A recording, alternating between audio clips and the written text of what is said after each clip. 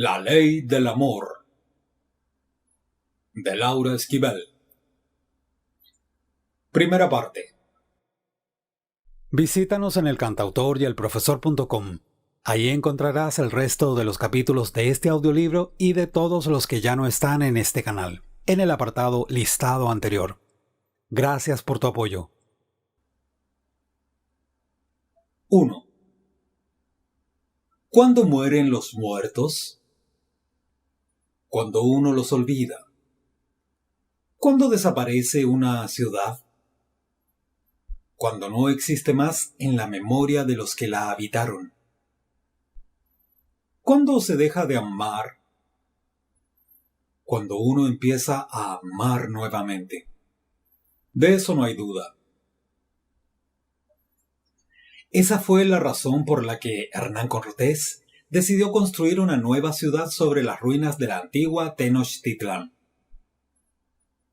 El tiempo que le llevó tomar la medida fue el mismo que le lleva a una espada empuñada con firmeza atravesar la piel del pecho y llegar al centro del corazón. 1 segundo. Pero en tiempo de batalla, 1 segundo significa esquivar una espada o ser alcanzado por ella. Durante la conquista de México sobrevivieron solo aquellos que pudieron reaccionar al instante, los que tuvieron tal miedo a la muerte que pusieron todos sus reflejos, todos sus instintos, todos sus sentidos al servicio del temor. El miedo se convirtió en el centro de comando de sus actos.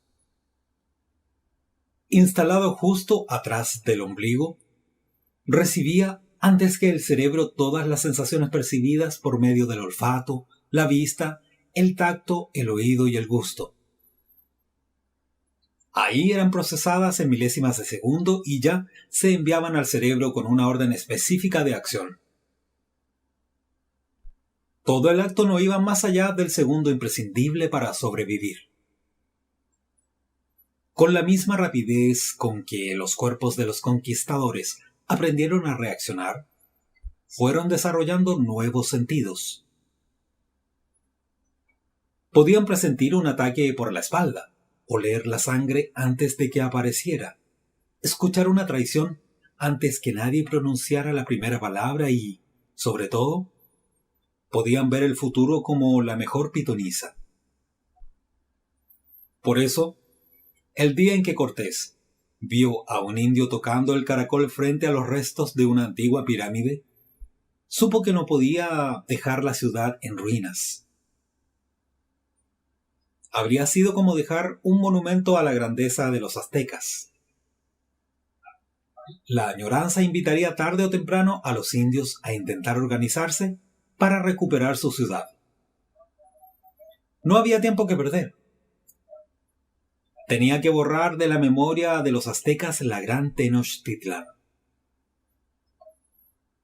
Tenía que construir una nueva ciudad antes de que fuera demasiado tarde. Con lo que no contó fue con que las piedras contienen una verdad más allá de lo que la vista alcanza a percibir. Poseen una energía propia, que no se ve, solo se siente. Una energía que no se puede encerrar dentro de una casa o una iglesia. Ninguno de los nuevos sentidos que Cortés había adquirido estaba lo suficientemente afinado como para que pudiera percibirla. Era una energía demasiado sutil. Su presencia invisible le daba total libertad de acción y le permitía circular silenciosamente en lo alto de las pirámides sin que nadie se diera cuenta. Algunos conocieron sus efectos, pero no supieron a qué atribuirlos. El caso más grave fue el de Rodrigo Díaz, un valiente capitán de Cortés. Él nunca se imaginó las tremendas consecuencias que tendría su frecuente contacto con las piedras de las pirámides que él y sus compañeros derrumbaban. Es más, si alguien le hubiera advertido que esas piedras tenían el poder suficiente como para cambiarle la vida, nunca lo habría creído. Cuando le dijeron que había una pirámide sobre la que los indios acostumbraban celebrar ceremonias paganas a una supuesta diosa del amor, se rió. No creyó ni por un momento que pudiera existir tal diosa, mucho menos que la pirámide sirviera para algo. Todos coincidieron con él y decidieron que ni siquiera valía la pena erigir una iglesia en su lugar. Sin pensarlo mucho, Cortés decidió darle a Rodrigo el terreno donde se encontraba dicha pirámide para que construyera sobre ella su casa. Rodrigo estaba de lo más feliz. Se había hecho merecedor a ese terreno gracias a sus logros en el campo de batalla y a la fiereza con que había cortado brazos, narices, orejas y cráneos. De su propia mano habían muerto aproximadamente 200 indios, y el premio no se había hecho esperar. 1000 metros de tierra al lado de uno de los 4 canales que atravesaban la ciudad, mismo que con el tiempo se convertiría en la calzada de Tacuba. La ambición de Rodrigo lo había hecho soñar con edificar su casa sobre un terreno más grande, y de ser posible, sobre los restos del templo mayor. Pero se tuvo que conformar con ese humilde lote, pues en el otro pensaban edificar la catedral. Además, para compensar lo de no estar dentro del círculo selecto de casas que los capitanes construyeron en el centro de la ciudad y que darían fe del nacimiento de la Nueva España, le dieron en encomienda 50 indios, entre los cuales iba Citlali. Citlali era una indígena descendiente de una familia de nobles de Tenochtitlán. Desde niña había recibido una educación privilegiada y, por lo tanto, su andar, en lugar de reflejar sumisión, era orgulloso, altanero e incluso retador. El sandungueo de sus anchas caderas cargaba el ambiente de sensualidad. Su meneo esparcía olas de aire por todos lados. El desplazamiento de energía era muy parecido al de las ondas que se generan en un lago apacible cuando de improviso cae una piedra en su superficie. Rodrigo presintió la llegada de Citlali a 100 metros de distancia. Por algo había sobrevivido a la conquista. Por la poderosa capacidad que tenía de percibir movimientos fuera de lo normal. Suspendió su actividad y trató de ubicar el peligro. Desde lo alto donde se encontraba, dominaba toda acción a su alrededor. De inmediato ubicó la columna de indios en camino a su terreno. Al frente de todos venía Citlali. Rodrigo enseguida supo que el movimiento que tanto lo alteraba provenía de sus caderas. Y se sintió completamente desarmado. No supo cómo enfrentar el desafío y cayó presa del conjuro de esas caderas. Todo eso pasaba mientras sus manos estaban concentradas en quitar la piedra que formaba la cúspide de la pirámide del amor. Antes de que lo lograra, dio tiempo a que la poderosa energía que emanaba de la pirámide empezara a circular por sus venas. Fue una descarga tremenda. Fue un relámpago encandilante que lo deslumbró y le hizo ver a Citlali ya no como la simple india que era, sino como la misma diosa del amor. Nunca había deseado tanto a alguien, mucho menos a una india. No sabía explicar qué le pasaba. Con ansiedad, terminó de quitar la piedra, más que nada para dar tiempo a que Citlali llegara a su lado. En cuanto la tuvo cerca, no se pudo controlar. Ordenó a los demás indios que se buscaran acomodo en la parte trasera del terreno y ahí mismo, en el centro de lo que fuera el templo, la violó. Citlali, con el rostro impávido y los ojos muy abiertos, contemplaba su imagen reflejada en los verdes ojos de Rodrigo. Verdes, verdes como el color del mar que una vez, cuando era niña, había tenido la oportunidad de ver. El mar siempre le había producido temor. Percibía el enorme poder de destrucción que estaba latente en cada ola. Desde que se enteró que los esperados hombres blancos vendrían de más allá de las aguas inmensas, vivió con temor. Si ellos tenían el poder para dominar el mar, de seguro era porque iban a traer en su interior la misma capacidad de destrucción. Y no se equivocó.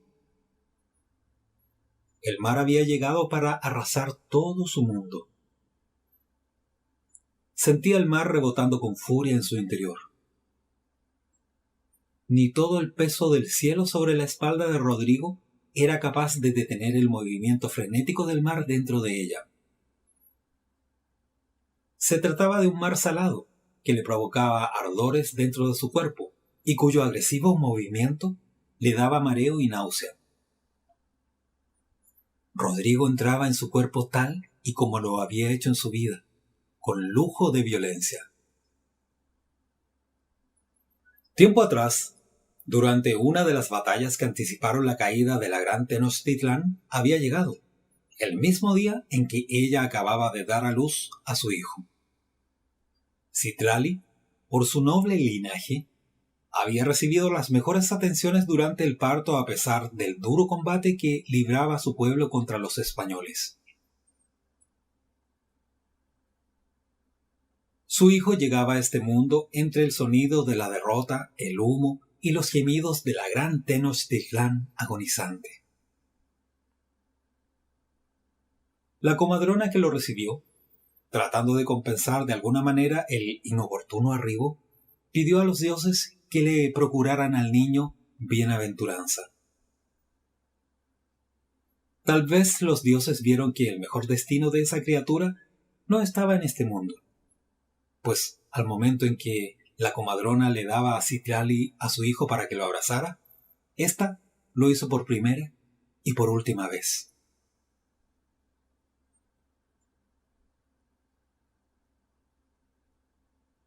Rodrigo, que acababa de matar a los guardias del Palacio Real, llegó a su lado. Le quitó el niño de las manos y lo estrelló contra el piso. A ella la tomó de los cabellos, la arrastró unos metros y le hundió la espada en un costado. A la comadrona le cercenó el brazo con que lo intentaba atacar, y por último salió a prenderle fuego al palacio. Ojalá uno pudiera decidir en qué momento morirse. Citlali había querido hacerlo ese día, el día en que murieron su esposo, su hijo, su casa y su ciudad. Ojalá sus ojos nunca hubieran visto a la gran Tenochtitlán vestirse de desolación. Ojalá sus oídos nunca hubieran escuchado el silencio de los caracoles. Ojalá que la tierra sobre la que caminaba no le hubiera respondido con ecos de arena. Ojalá que el aire no se hubiera llenado de olores aceitunados.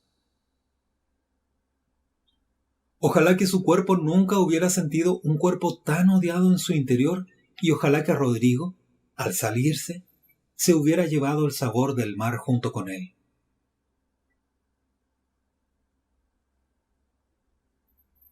Mientras Rodrigo se levantaba y se ponía la ropa en su lugar, Citlali pidió a los dioses fuerza suficiente para vivir hasta que Rodrigo se arrepintiera de haber profanado a la diosa del amor y a ella.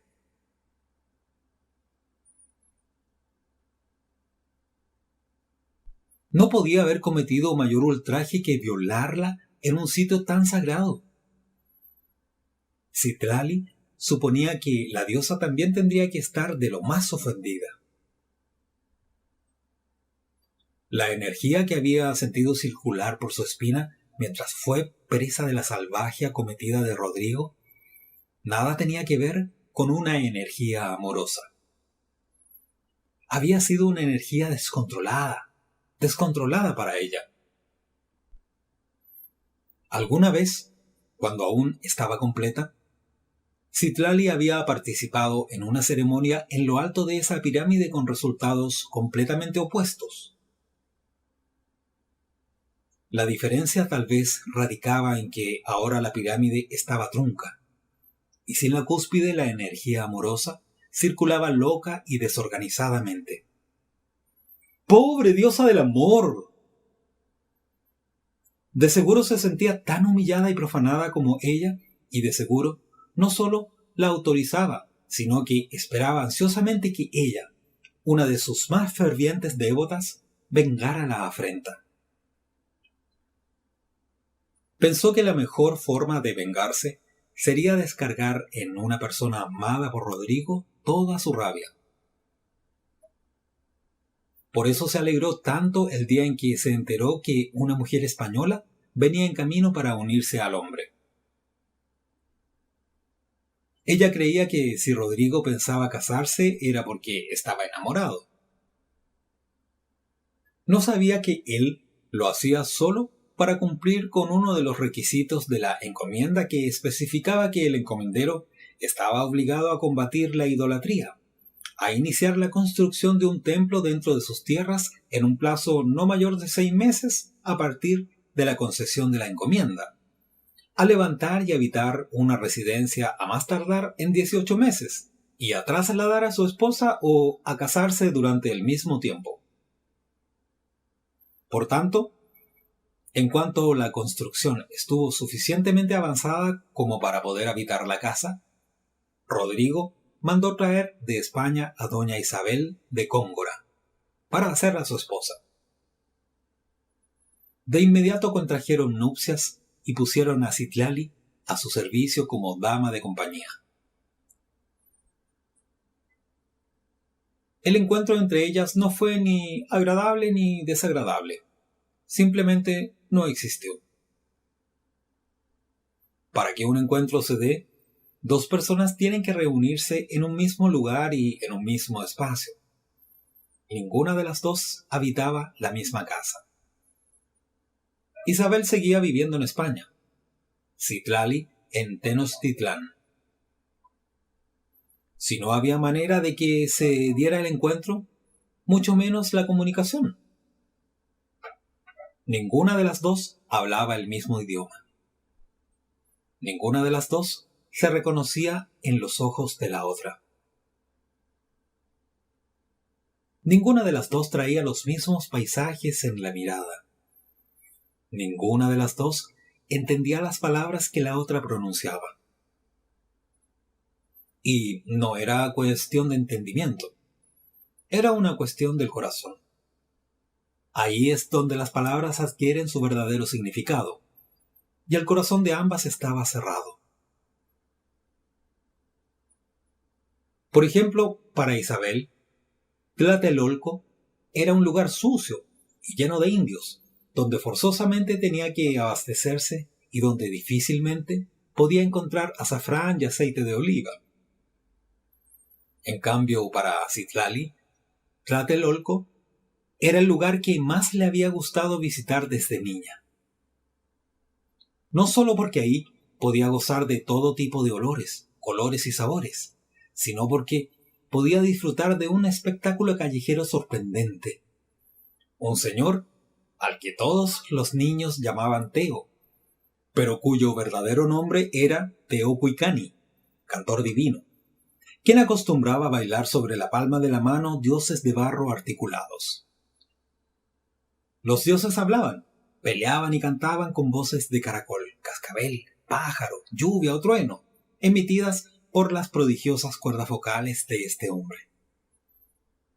No había vez que Citlali escuchara la palabra Tlatelolco en que no vinieran a su mente esas imágenes, y no había vez que pronunciara la palabra España sin que una cortina de indiferencia le cubriera el alma. Todo lo contrario de Isabel, para quien España era el lugar más bello del mundo y más rico en significados. Era la verde hierba donde infinidad de veces se había tendido a observar el cielo, la brisa del mar que desplazaba las nubes hasta hacerlas estrellarse en las altas cumbres de las montañas.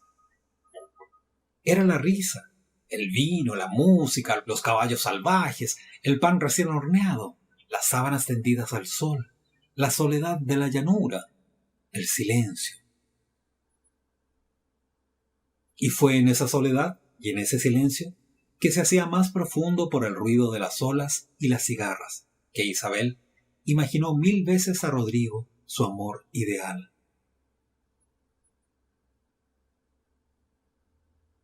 España era el sol, el calor, el amor. Para Citlali, España era el lugar donde Rodrigo había aprendido a matar.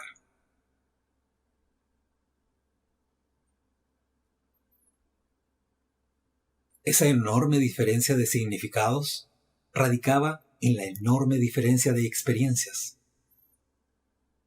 Isabel habría tenido que vivir en Tenochtitlan para saber qué quiere decir Ahuehuel,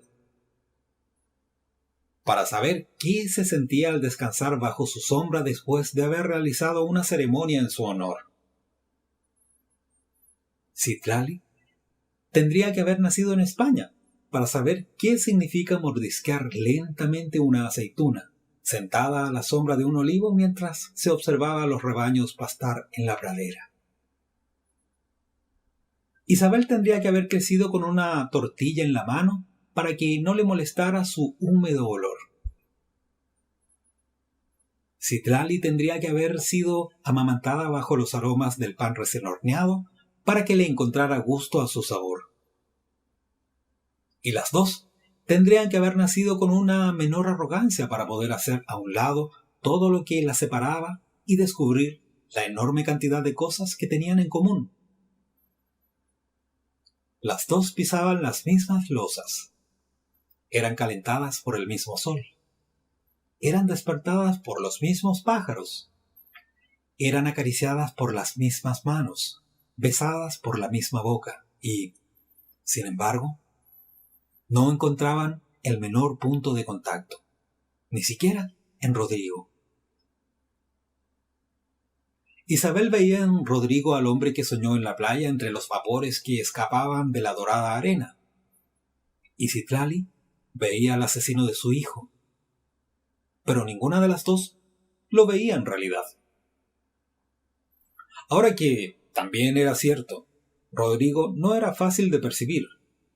En él habitaban dos personas a la vez. Tenía una sola lengua, pero se deslizaba dentro de las bocas de Citlali e Isabel de muy diferente manera. Tenía solo una garganta, pero su voz podía resultar una caricia para la una y una agresión para la otra. Tenía solo un par de ojos verdes, pero su mirar era para una un mar violento y agitado, y para la otra un mar cálido, tranquilo y espumoso. Lo importante del caso es que ese mar generaba la vida en los vientres de Isabel y Citlali indistintamente.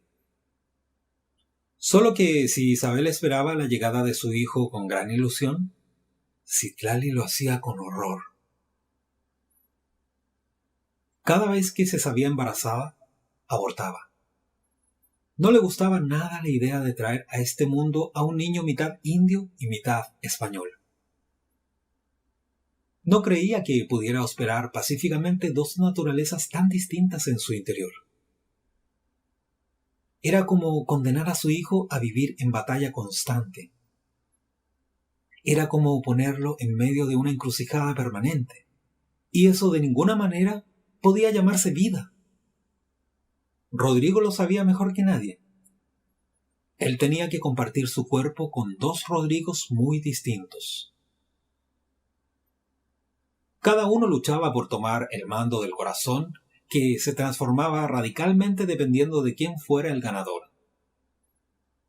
Ante Isabel era una mansa brisa, ante Citlali una pasión arrebatada, una gusanera incendiaria, un deseo emperrado, una concupiscencia calcinante que lo hacía actuar como macho en celo.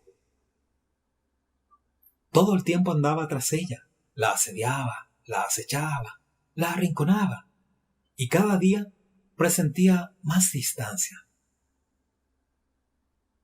Si durante la conquista esta capacidad de percepción de movimientos en el aire le había servido para sobrevivir, ahora lo estaba matando. No podía dormir, no podía comer, no podía pensar en otra cosa que no fuera fundirse en el cuerpo de Citlali. Vivía solo para detectar en el aire el cachondo fluir de sus caderas. No había movimiento que ella realizara, por mínimo que fuera, que pasara desapercibido para Rodrigo. Enseguida lo sentía y una urgencia abrasadora lo incitaba a integrarse a la fuente que lo generaba, a desahogarse entre esas piernas, a tumbarse al lado de Citlali donde fuera, a cabalgarla día y noche tratando de encontrar alivio. No había día en que no se acostaran al menos 5 veces.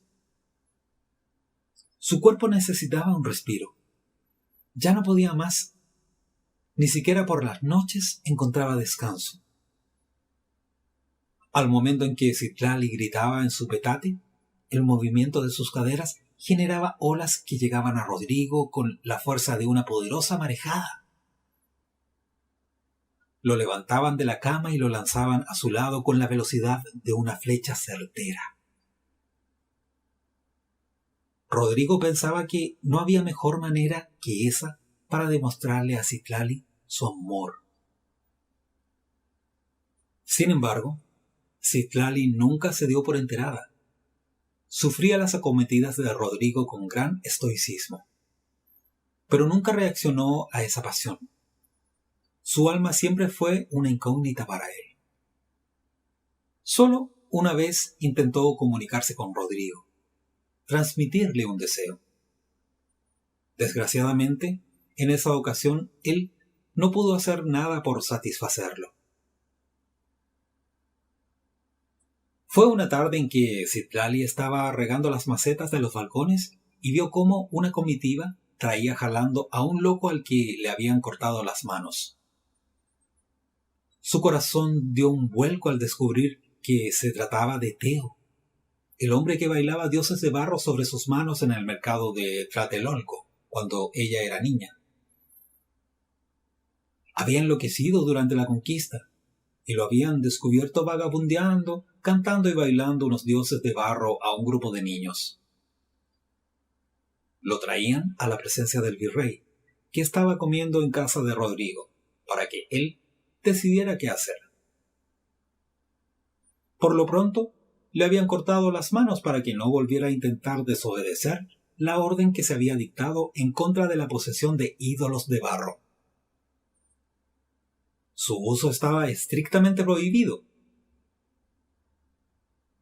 En cuanto al virrey escuchó el caso, decidió que, además, le cortaran la lengua, pues el loco se dedicaba a repetir en lengua náhuatl consignas que incitaban a la rebelión.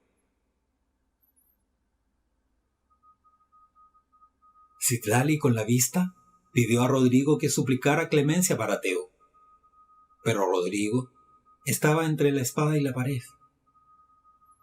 El virrey lo visitaba precisamente porque le habían llegado al cabildo alarmantes noticias de que estaba siendo débil con sus encomendados. Los vecinos lo habían visto tratar a Citlali con demasiada condescendencia. El virrey lo había amenazado sutilmente con quitarle a los indios, junto con los honores y privilegios que se había ganado durante la conquista. No podía ahora dar una opinión en favor de ese hombre, pues con ello se arriesgaba a que lo inculparan de querer propiciar la idolatría entre la población, lo cual sería causa más que suficiente para que le retiraran la concesión de la encomienda, y de ninguna manera se quería arriesgar a perder a Citlali. Así que bajó la vista y fingió no haber visto la súplica en sus ojos. Citlali nunca se lo perdonó. En la vida le volvió a dirigir la palabra y se encerró para siempre en su mundo. La casa pues quedó habitada por seres que no interactuaban unos con otros, por seres incapacitados para verse, para escucharse, para amarse, por seres que se rechazaban en la creencia de que pertenecían a culturas muy diferentes. Nunca supieron que la verdadera razón era una que nadie veía, que el rechazo provenía del subsuelo, del choque de energías entre los restos de la pirámide del amor y la casa que le habían construido encima. Del rechazo total entre las piedras que formaban la pirámide y las que formaban la casa. Del disgusto de la pirámide que no esperaba más que el momento adecuado para sacudirse de encima las piedras ajenas y así recuperar su equilibrio.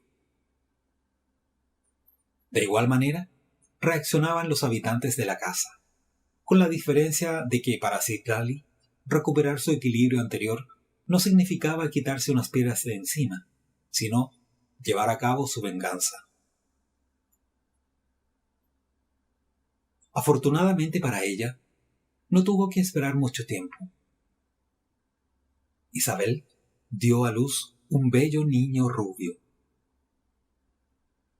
Citlali no se despegó de su lado, y en cuanto la partera recibió al niño, ella lo tomó en sus brazos para llevárselo a Rodrigo y, fingiendo un tropezón, lo dejó caer. La criatura se desnucó al instante. Junto con el cuerpo del niño, cayeron al piso las líneas de la mano de Citlali. Su destino estaba ya marcado en la tierra, en el aire, en los gritos y lamentos de Isabel. Ya no le pertenecía. Rodrigo la tomó de los cabellos y la sacó de la recámara a jalones, entre la confusión que reinaba en ese momento. La sacó antes de que nadie tuviera tiempo de reaccionar en su contra. No podía permitir que la dañaran manos ajenas. El único que le podía dar una muerte digna era él. Citlali no tenía escapatoria. Él lo sabía perfectamente. Y sabía también que ese cuerpo tan recorrido, tan conocido, tan besado, tan deseado, merecía una muerte amorosa. Con gran dolor, Rodrigo sacó un puñal. Y tal como había visto hacer a algunos sacerdotes durante los sacrificios humanos, le abrió el pecho a Citlali por un costado. Tomó su corazón entre las manos y se lo besó repetidas veces antes de arrancárselo finalmente y lanzarlo lejos. Todo fue tan rápido que Citlali no experimentó el menor sufrimiento. Su rostro reflejaba gran tranquilidad. Su alma por fin descansaba en paz, pues había logrado concretar su venganza. Lo que ella nunca supo fue que esa venganza no consistió en haber matado al rubio recién nacido, sino en haberse hecho merecedora de la muerte. Logró con su muerte lo que deseó la primera vez que vio a Rodrigo, que aullara de dolor. Isabel murió casi al mismo tiempo que Citlali, convencida de que Rodrigo había enloquecido al ver a su hijo muerto y por eso había matado tan brutalmente a Citlali. Así se lo narraron al oído. Solo eso le dijeron. No tenía caso que le contaran a la moribunda parturienta que su esposo, inmediatamente después de haber matado a Citlali, se había suicidado.